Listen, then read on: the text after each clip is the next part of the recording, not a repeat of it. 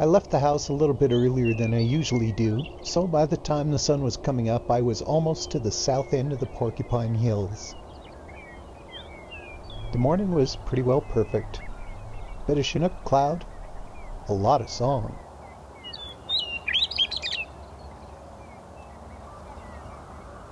The latest moisture-giving snow had finally melted, and now the fields were dry enough that seeding could get started. These guys are seeding peas for the Granum Hutterite colony.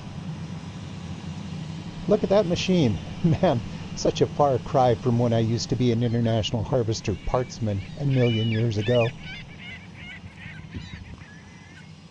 When I had left the house, I planned to go to a place called Wally's Beach down on St. Mary Reservoir. But the way down there is so scenic, I mean, you gotta take a couple of side roads. And besides, I wanted to go over to the Old Man River Reservoir and have a look at that too. The last time I was down there, back in December, it was really low. It has come up a bit since then, though.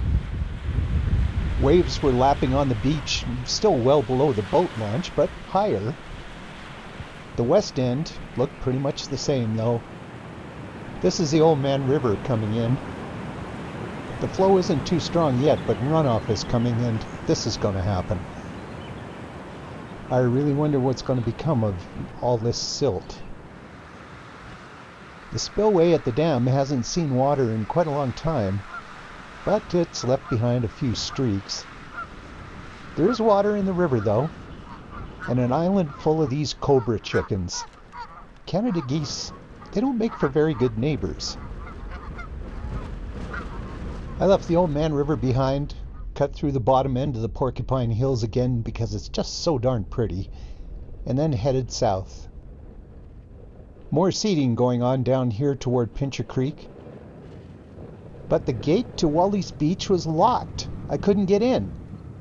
So I kept going west to see what I could find, and, well, look at that. Antelope. This is part of their ancestral range, but you don't see them here very often. It was a very nice surprise to come across these guys. Finally, way up the lake from Wally's Beach, and thanks to the kind folks at Rayleigh Hutterite Colony, I made it over to the lake. Not much water, plenty of beach, but not quite what I was looking for. So I guess I'll visit Wally's Beach another time.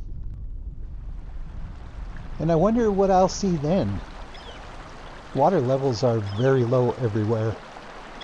Typical for spring, but who knows? Snowmelt and spring rains are yet to come, and things could work out just fine. So maybe next time I make that long, beautiful drive to Wally's Beach, it'll be past green and growing fields. At least, I hope so.